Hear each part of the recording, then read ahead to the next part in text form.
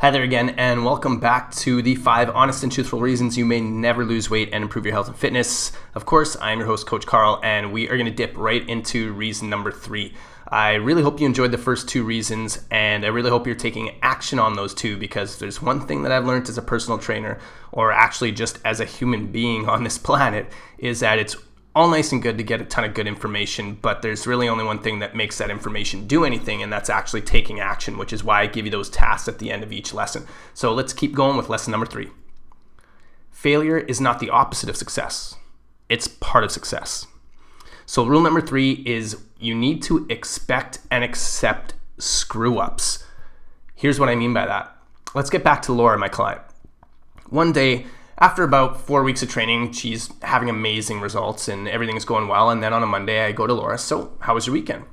She goes, well, weekend was a total write-off. I was supposed to go to the gym after work on Friday, but I had such a stressful day that I just ended up going home, watching a movie and ordering some pizza. And I'm like, okay, well, that's totally cool. There's nothing like a good movie and pizza night. How'd the rest of the weekend go? Did you get your workouts in? Did you stick to your nutrition plan? Or what's the word? She said, well, Saturday I woke up and just felt like staying in bed after a long week, so I never made it to the gym. Then it was a friend of mine's daughter's birthday, so eating didn't go so well either. Then when I woke up on Sunday, I felt so bad about not getting in the gym and messing up on my nutrition on Friday and Saturday.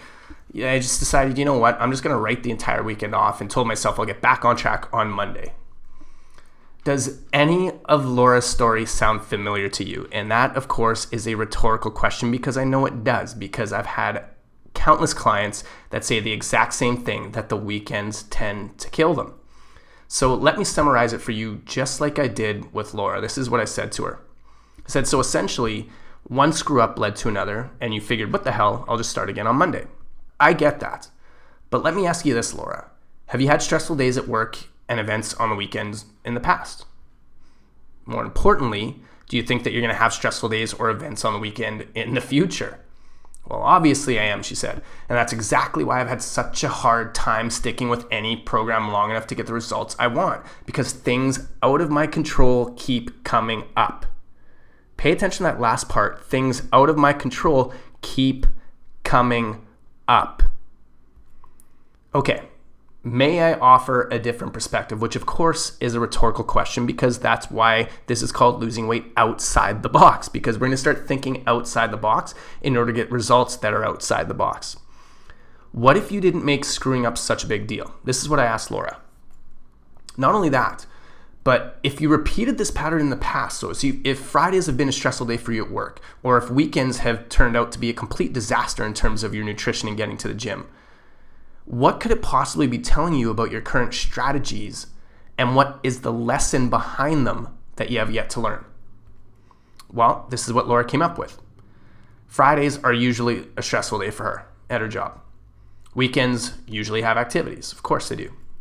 Getting to the gym on the weekends is tough. For most people it is. It's tough to stick with my meal plan with so many weekend functions. I get that. Weekends are killing my progress. You see the recurring theme here? It seems to be weekends, and I'm sure you probably had similar kind of things going on for you in the past, or maybe even right now. So I said to Laura, some of those may be true, Laura, but what I want to do is I'm going to point out a few things that will maybe help you avoid repeating that same pattern over and over again, so that we don't keep screwing up over and over again. The season of failure is the best time for sowing the seeds of success. So here's your third task. What are your common screw-ups? And number 2, what lessons are there waiting for you to realize?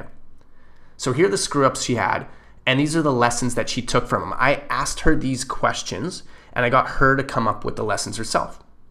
So the screw-ups: freak out Fridays, super stressful days at work. Here, in terms of missing the gym, well, maybe an AM workout is better, or maybe just make it a rest day. So getting to the gym before work, that way you don't even have to worry about it the rest of the day. Weekend activities, those aren't going to go away. So this is what she came up with. Again, maybe just working out in the morning before the day even gets started doesn't mean going to the gym. You could do something at home, or making it a rest day again. And then functions equals bad eating. So I asked Laura, so if you have functions on the weekend and you know the food's going to be out of your control, does it have to be an absolute disaster?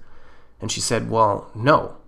So this is what she came up with. She said, you know what? It's one meal. I'll enjoy it and move on with my next meal. So she goes to the function, enjoys what she's going to have, and gets right back on track when she's done. Doesn't make a big deal out of it and doesn't spiral out of control. So do you see what Laura's done here? She's expecting that the mishaps are going to happen, and she's accepting them because it's all part of the process. And therefore, she's able to plan with them, not plan for them in order to avoid them, but plan with them because they are going to happen. You're not going to all of a sudden start staying at home on the weekends and avoiding all your friends and family and functions. You're going to want to do those things, and you're going to have stressful days at work. So you need to plan with those in mind. So let's go back to your tasks and be a little bit more specific on them now. Number one, what you're going to do is you're going to recognize the when, the where, the why, and the how of your screw-ups. So when does it happen? Where does it happen? Why does it happen? And how does it happen? First, we're going to recognize and see if we can identify that pattern.